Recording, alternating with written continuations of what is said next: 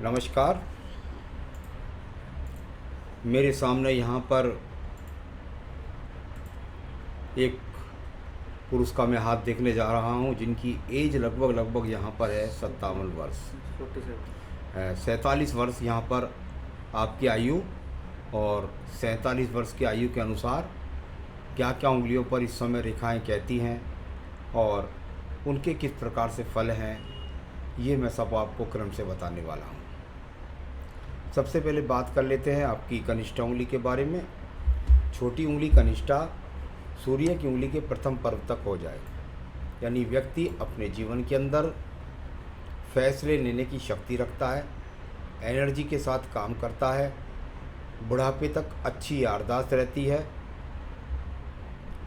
क्षमता के हिसाब से व्यवहारिक स्तर पर समाज से जुड़ने के लिए इस उंगली का होना अनिवार्य है, जो पूरी तरीके से मौजूद है। यहाँ प्रथम पर मानसिक पूरी तरीके से मजबूत है। कितनी भी विपत्तियाँ आएँ, लेकिन आज की तारीख में आप उससे टक्कर लेने में या उसको समर्थ रूप से संभालने में समर्थ है। सेकंड पर्वत हल्की माइनस रेखाएं राहु की लगी हैं, बस लेबर वर्क के साथ में या किसी भी व्यवहार के रिश्तों में थोड़ा सा स्वयं पर नियंत्रण करके बात करें। तीसरा पर्व हल्की हल्की राहु रेखाओं से प्रभावित है, जो धन के अच्छे आगमन के लिए जाना जाता है। अभी वर्तमान में वहाँ पर धन के वो आगमन नहीं है जैसा आप चाहते हैं। सूर्य की उंगली का प्रथम पर्व एक्सीडेंट के लिए, बीपी के रोगों के लिए, आँखों के रोगों के लिए, क्रोध का अनावश्यक रूप से आना, तो ये कोई रोग यहाँ पर स्थायी रूप से नज़र नहीं आ रहा। परंतु सेकंड पर्वत पर बहुत बड़ी बड़ी राहु रेखाएं व्यक्ति को राज्य सरकार से सहयोग नहीं दिलाती। साथ ही साथ अगर राज्य सरकार से संबंधित कोई टेंडर हो तो उसमें भारी नुकसान हो सकता है। अगर राज्य सरकार से संबंधित कोई मुकदमा चल रहा हो तो उसमें डिफीट मिलती है। इस प्रकार का यहाँ पर ये पहलू बना हुआ है।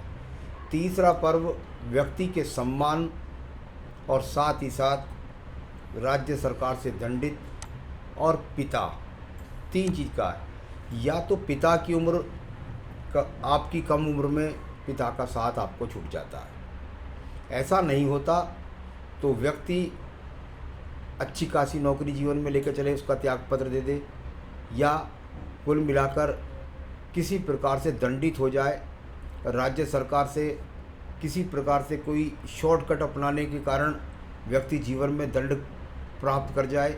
इस तरह की स्थितियों से व्यक्ति को बचना चाहिए, क्योंकि ऐसी संभावनाएं काफ़ी बढ़ी हुई है। यहाँ बात करता हूँ मैं आपकी प्रथम पर्व शनि की उंगली,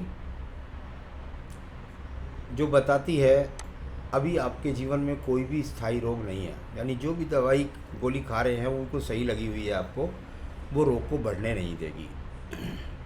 सेकंड पर्वत पर जब ये राहु रेखाएं लग जाती हैं तो ये आपके जीवन के अंदर आपको कर्ज का सामना करवा देती है। कर्ज का सामना, धन का डूबना, आर्थिक रूप से तंगी का सामना करना, ऐसी रेखाओं के रूप में ये सेकंड पर्वत पर रेखा है। तीसरे पर्व की बात करते हैं। व्यक्ति में आज भी इतनी ताकत है कि वो अपने, भले ही थोड़ा सा प्रयास करना पड़ेगा क्योंकि कट रेखा है तो थोड़ा सा प्रयास करता है, मेहनत ज़्यादा करनी पड़ती है, लेकिन फिर भी परिवार का अपनी मेहनत से पालन पोषण कर पाता है। चलिए मैं बात करता हूँ आपकी बृहस्पति की उंगली के प्रथम पर्व की बात। कोलेस्ट्रॉल, शुगर, पेट का खराब रहना, किडनी के रोगों का होना, यहाँ पर अगर माइनस रेखाएं ले जाती हैं तो इन रोगों पर व्यक्ति का नियंत्रण नहीं रहता। अब अगर इस तरह का कोई रोग प्रवेश करने की कोशिश भी करता है तो व्यक्ति उसको सही मेडिसिन लेकर के और उसका सामना कर रहा है। यहाँ पर सेकंड पर्वत पर ये रेखा बहुत खराब रेखा है। ऐसी रेखा हो जाए तो व्यक्ति का पत्नी के साथ तालमेल बहुत खराब रहता है। पत्नी से सहयोग नहीं मिलता या पत्नी को सहयोग नहीं करता। कभी कभी ये बातें तलाक तक भी पहुंच जाती हैं। ऐसा ये सेकंड पर्व है। थर्ड पर्व की बात करता हूँ तो ये अपने आप में यहाँ पर अगर मैं देखता हूँ तो हल्की कोई इतनी ख़राब रेखा नहीं है। संतान से सुख सहयोग तो ठीक ठाक मिलेगा आपको। चलिए मैं बात कर रहा हूँ यहाँ पर आपके बुध पर्व के बारे में। बुध का पर्व, और यदि मैं बुध के पर्व की बात करूं तो ये पर्व यहाँ पर आप देखेंगे तो कुछ रेखाओं के संघर्ष के साथ मौजूद है। यानी यदि मैं इसको देखूं तो विवाह रेखा आड़ी हो गई, विवाह पत्नी के साथ में तालमेल में प्रॉब्लम वाली दिक्कत, और साथ ही साथ धन के लिए अगर बात करें तो धन के लिए संघर्ष वाली स्थिति। तो ये दोनों ही स्थितियां यहाँ पर बनी हुई हैं। अगला पर्व है यहाँ पर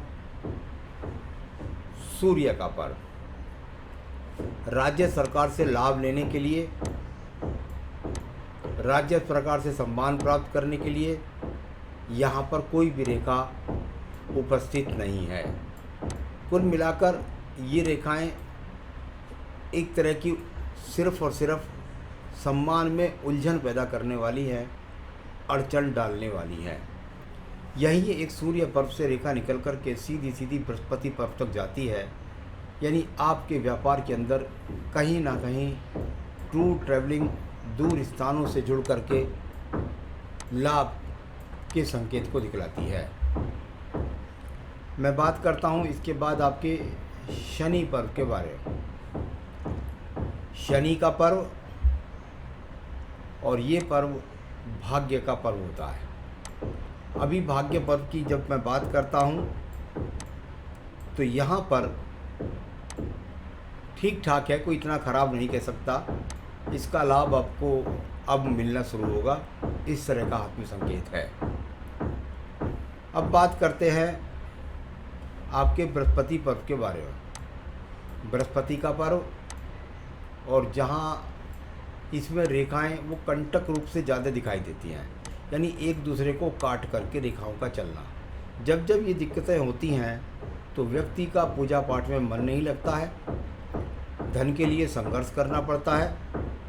साथ ही साथ अगर कहें तो एक तरीके से पत्नी से भी तालमेल में कमी रहती है।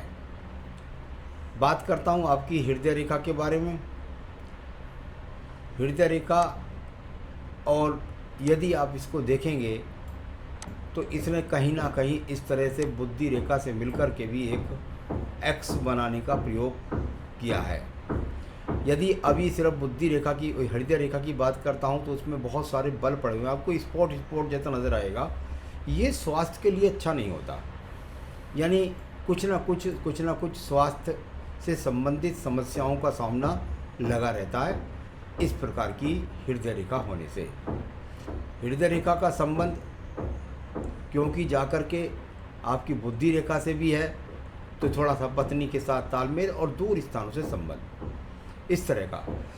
आइए बात करता हूँ इसके बाद में आपके निम्न मंगल पर्व के बारे में। ये कर्म रूपी पर्व, निम्न मंगल पर्व, और यहाँ से ये रेखा निकल कर के शनि पर्व तक जाती है। यानी व्यक्ति मेहनत के द्वारा ये दूर स्थान से जुड़ने की रेखा, और साथ ही साथ अपने काम में दूर स्थानों से भागदौड़ व्यक्ति की लगी रहती है। इस तरह का संपर्क यहाँ निम्न मंगल पर्व है, यानी मेहनत करा रहा है, पूरे फल नहीं दे रहा है। आइए आपकी बुद्धि रेखा की बात करता हूँ। बुद्धि रेखा से जहाँ एक शाखा सूर्य का संबंध बना रही है, यानी दूर स्थानों से जुड़ना पड़ेगा, कुछ एक्सपोर्ट इंपोर्ट जैसा करेंगे तब जा कर के आपके जीवन में धन प्राप्त होगा। और दूसरी रेखा नीचे को जाती है, ये बैलेंस फैलाती है। इसका भी चंद्र पर्वत से ही संबंध है कहीं ना कहीं, यानी दूर स्थानों से तो जुड़ना पड़ेगा ही, ऐसी दिखाई दे रही हैं यहाँ पर रेखाएँ। चलिए बात करता हूँ द्वितीय मंगल पर्वत के बारे में, जो आपके जीवन में कोर्ट कचहरी मुकदमा इस तरह की स्थितियों के लिए जानी जाती है। कुल मिलाकर कुछ रेखाएं माइनस लगती हैं यहाँ देखने में। अपने क्रोध पर नियंत्रण रखने की आवश्यकता है। ऊपर भी दिखाई दिया, यहाँ भी दिखाई दिया। चलिए अब बात करते हैं आपके नीचे वाले चंद्र पर्वत के बारे में। चंद्र पर्वत से बहुत सी रेखाओं का संबंध शुक्र पर्वत तक टूट टूट कर बना है। यानी अगर शुक्र पर्वत तक देखूँ तो यहाँ तक भी टूट टूट कर बन रहा है। यानी ये तो निश्चित बात है कि विदेश से तो संयोग आपका बनेगा और आप वहाँ से हो सकता है कुछ व्यापार के काम के लिए भी आप विदेश से जुड़े। केतु पर्वत पर इसका कुछ रेखाओं का आपसी कटाव ज़्यादा है। थोड़ा सा स्वास्थ्य के रूप में सावधानी बरतने की आवश्यकता है। चलिए मैं बात करूंगा इसके बाद आपके पास आपकी बुध रेखाओं के बारे में। बुध रेखा और यदि मैं इसको देखता हूं तो शुक्र पर्वत से निकल कर ज़्यादा इनका इन्वॉल्वमेंट है।